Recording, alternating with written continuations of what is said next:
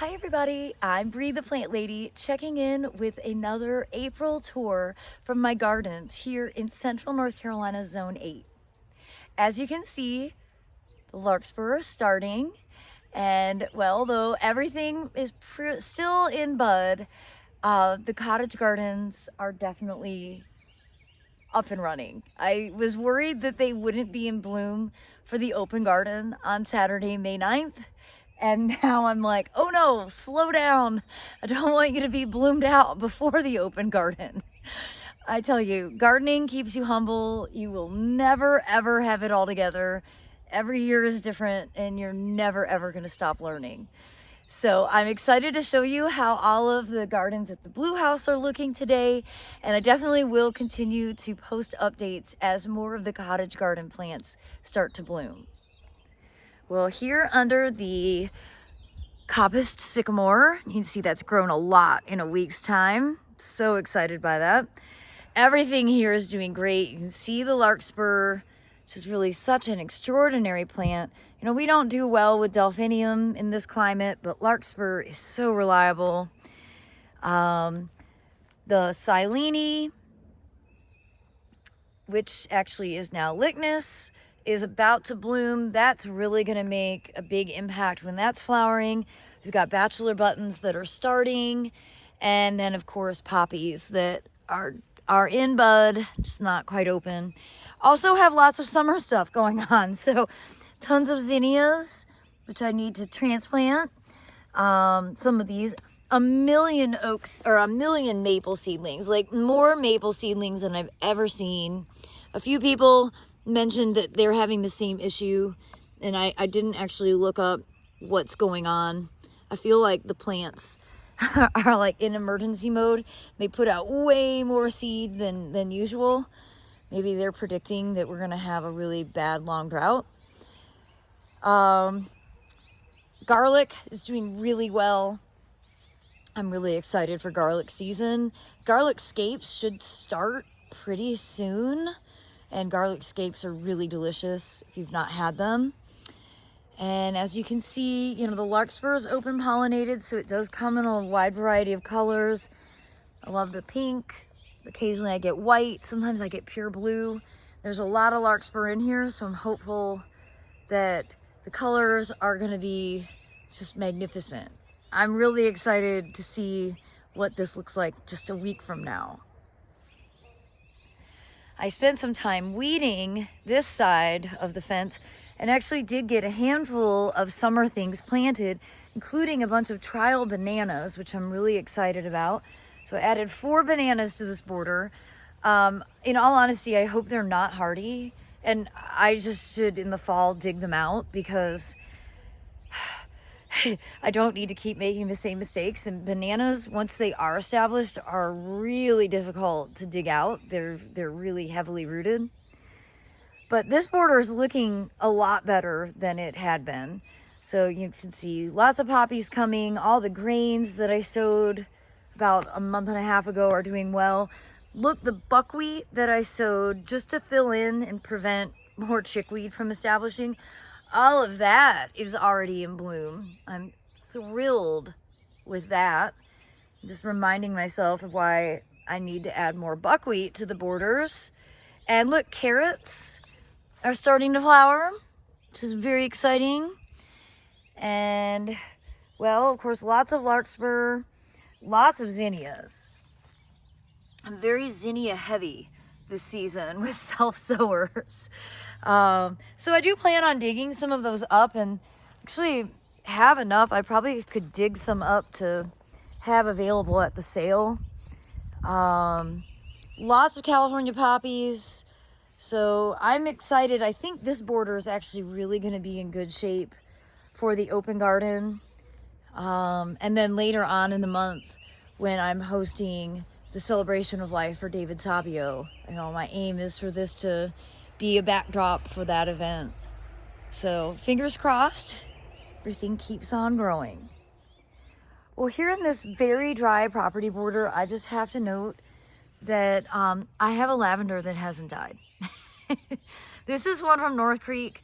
I need to figure out what the cultivar is.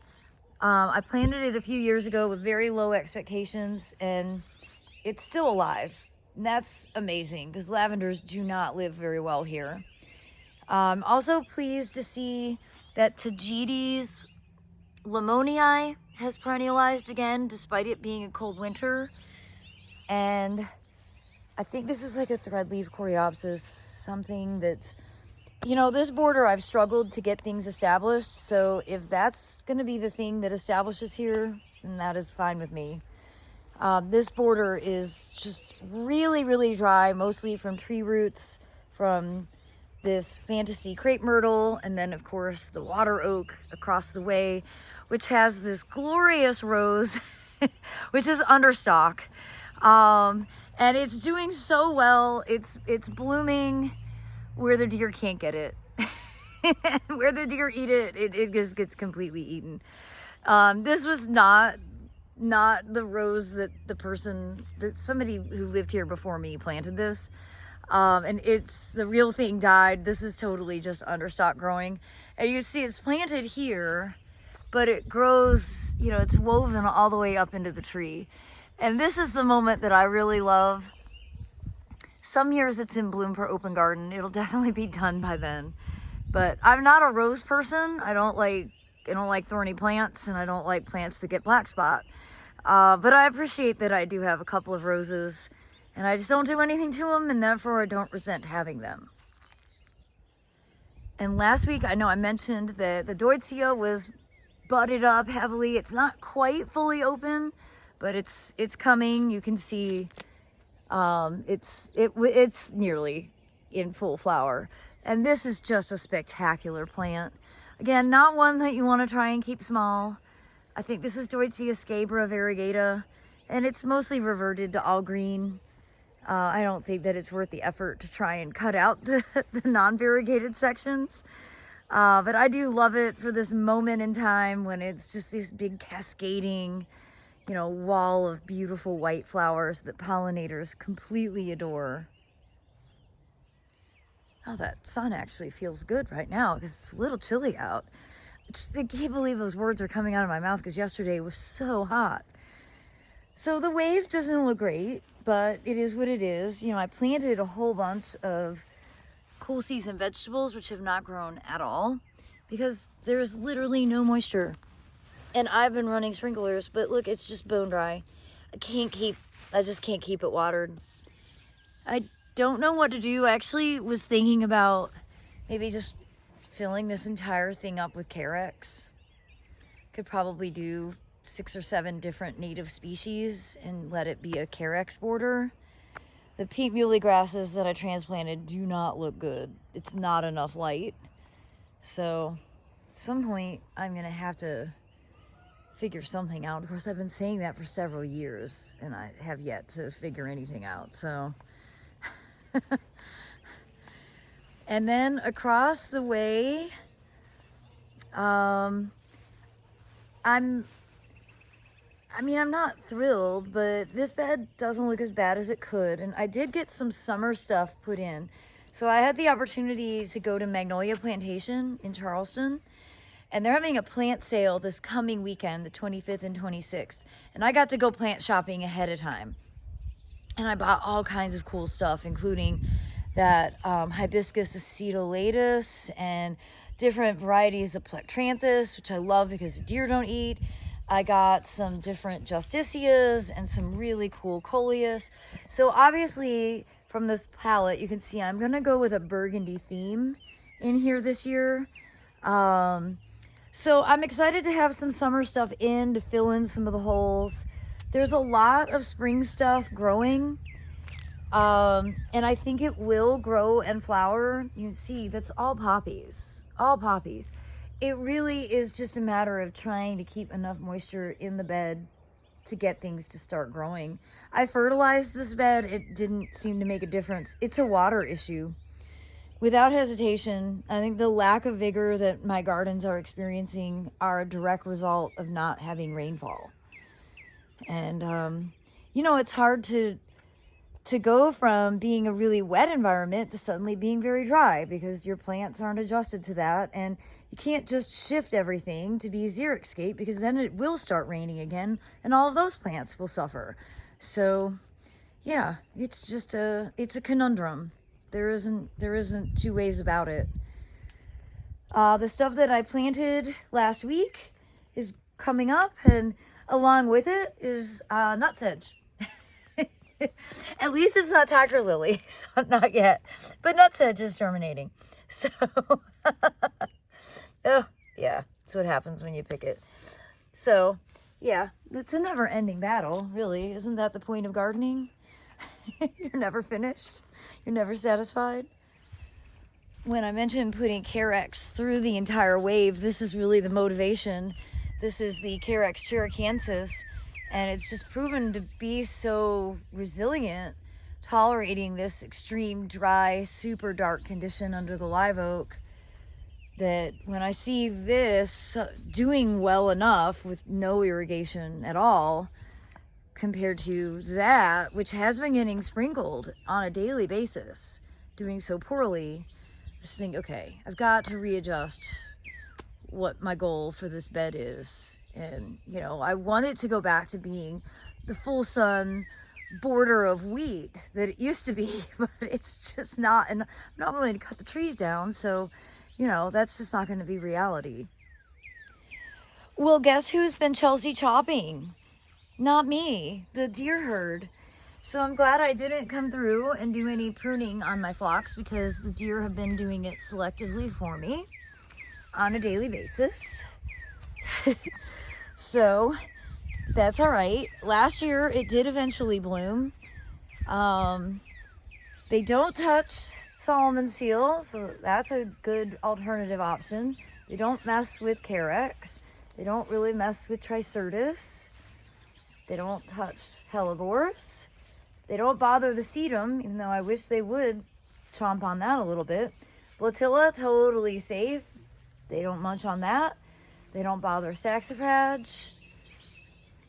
They don't bother ajuga. They don't bother chrysanthemums. They do eventually bother the alstroemeria, but at this stage, they're not bothering it. So, you know, the point of this is to look more at what they're not eating than to focus on what they are eating. More tiger lilies. I took a week off from digging these things out. Such a nightmare. Oh my God. It's great. If you like them, you have them in your garden. They are not welcome here. Oh my God, I don't need to keep making the same mistakes over and over. Another plant the deer don't bother is oregano. Boy, do they not bother it. And I really am amazed at how capable oregano is. So this was 4 4-inch pots. And it's basically taken over this entire bed. It's crazy. And the deer are here because they are very much eating the phlox on this side of the border. So just goes to show you, focus on the things they don't eat, and then don't get too emotionally attached to the stuff that they do, because, well, then that will bother you. Well, I was elated to see this bright red poppy. I think this is such an extraordinary kind of cherry red color. That'll be open more in the morning, but lots of flowers to come. And I got all of the blue pot succulents potted and placed for the summer season. And this just motivates me to buy more blue pots because I think the succulents look so good in those. And then, of course, behind here, the bananas have woken up and the asparagus is already going to seed. I only harvested like two meals worth, but that's all right. And these dianthus, which were, I think, winter interest in containers, have just done so well. I really need to grow more of that. And in saying that, just going to be paying attention and start gathering the seed when it's ripe, because this is such an easy plant to grow, and at least as of this moment, the deer are leaving it alone. Well, color me shocked. I believe that's a fig. We'll see. But the figs are definitely leafing out. It's amazing because I haven't been watering much over here. And some of the plants have definitely been showing real signs of drought stress, but the figs look fine. Poppies here, not open yet. However, look at all the walkway poppies that are open. They're definitely not as beautiful as they could be, but I love the columbine, the aquilegia behind it. That came from David Savio, so it really is quite special for me to come out and see it. Reminds me of him. The Egyptian walking onions are doing their funny, weird texture thing. And these poppies that were self-sown in the 100-gallon root pouch are coming along quite well and will definitely be showing color in the next few days. This little section of natives is looking pretty parched because I've not run any sprinklers, and you can see some serious drought stress here. Yeah, gardenias don't like it either. It's too dry. And well, I wanted to show you how sad this Edgeworthia looks. It also does not like drought at all. Actually, it looks like neither does rhodia. Look at how bad that rhodia looks. So I do need to run some sprinklers back here, I suppose. It's not my goal to water a woodland swamp, but I also don't want these plants to die. But the real reason I wanted to walk back here, and they're actually almost finished already, is that the Amorphophallus konjac are blooming. And I noticed them yesterday because I thought there was a dead animal under the shed. And then I was like, oh wait, it's Amorphophallus season. So this has been planted, I would say 12 years. And this is a big old boy, and then it's migrated over there. Some years it comes up everywhere. I'm actually kind of amazed that I even have two this year just for as dry as the woodland is. And today it's not as potent, and this will probably be collapsed by tomorrow. And then of course the foliage is the real reason I grow it, but I think the flower is cool. I wouldn't want a whole bunch of these, but it's good to have somewhere far away. The deer don't bother it. Of course, this awesome variegated plant, adjacent to it is Oryxia japonica pearlfrost. And that is something I absolutely love. I wish it was more common. It is deciduous, but the variegation looks so good during the growing season. And this doesn't get any love or attention ever. I planted it here with the intention of moving it. Y'all know I never end up moving anything. So it's just kind of held its own all these years, and it's a really terrific variegated shrub. Well, the deer have decided that Coralopsis is delicious. This is the first year. I don't think they're gonna kill it or anything. It's just they have definitely been eating the leaves in the areas that they can access. So that's sort of a new thing. Be aware of. I do really appreciate this Coralopsis for this nice kind of yellowy chartreuse foliage. And still have a few camellia flowers hanging on. What I really love is this variegated Ponciris. I got that at Big Bloomers a long time ago. It's very, very slow growing because it doesn't have a lot of chlorophyll. And it doesn't really need to be under the cage, but the camellia does. So, you know, everything's caged for that reason. And I have been watering this Edgeworthia because if I wasn't, it would look as bad as the one in the woodland edge. So Edgeworthias are not drought tolerant. Where they grow natively is sort of stream adjacent. So if you have Edgeworthias, you should be giving them additional water right now, because I think you'll be very disappointed in their performance if you let them get too dry. I say this from experience. And really, this is the only area where I have Nigella in mass, and it's all self-sown. None of it's blooming yet, but I think it will be soon. And oh my gosh, look at that geranium. Well, I obviously need to spend some more time weeding. Oh, I swear. It is a never-ending battle. Oh, and I'm not doing an efficient job trying to hold a phone. That's all right. It's beautiful temperature out, and I just need to come on out here and spend some quality time with some tools. Well, I hope that these April tours from my Zone 8 Central North Carolina garden will provide some inspiration for you. I certainly look forward to sharing more updates as more of the cottage garden plants start to bloom. So I do hope that you'll subscribe and stay tuned. As always, thanks for watching and happy gardening, everybody.